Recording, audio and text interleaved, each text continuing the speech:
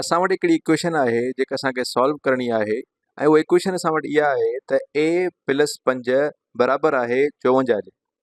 हाणे असां हिते a जा मुख़्तलिफ़ वैल्यूज़ विझी करे असां हिनखे सॉल्व त करे सघूं था, पर तरीक़ो इहो आहे इनखे सॉल्व करण जो त असां a खे धार कयूं। छाकाणि त इहा इक्वेशन आहे त असांखे यादि रहे त असांखे a खे धार करणो आहे,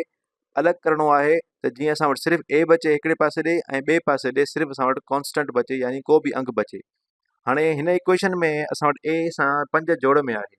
त असां अहिड़ो छा अमल कयूं जो असां वटि a धार थी वञे ऐं होॾो सिर्फ़ु अंग बचे। त अगरि असां ॿिन्हिनि पासनि ॾे, छाकाणि त इहा इक्वेशन आहे त जेको अमल असां हिकु पासे ॾे कंदासीं असां ॿिए पासे ॾे बि कंदासीं, त ॿिन्हिनि पासनि ॾे अगरि असां 5 कट कयूं त असां वटि a अकेली बचंदी।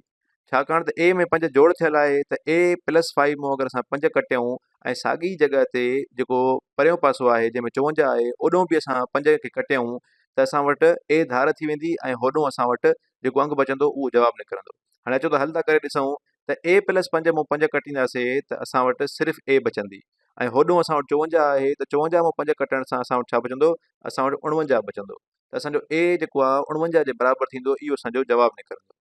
असां हिनखे चेक बि करे सघूं था, अगरि असां a जी जॻह ते 49 पुट कयूं इक्वेशन में त असांखे ख़बर पइजी वेंदी त छा a जी वैल्यू 49 सही आहे या न आहे। त अचो पुट था करे ॾिसूं त a जी जॻह ते अगरि मां 49 पुट कयां त असां वटि थी वेंदो 49, छाकाणि त a 49 जे बराबरि आहे त असां 49 लिखियोसीं ऐं उनखां पोइ असां वटि हाणे 49 आहे ऐं उन सां गॾु इक्वेशन में असां वटि जोड़ में आहे 5, त 49 प्लस 5 इहो बराबरि आहे 54 जे। हाणे ॾिसो त 49 में अगरि असां 5 जोड़ कयूं त असां वटि थींदो 54 ऐं 54 बराबरि 54, मतिलबु इहा इक्वेशन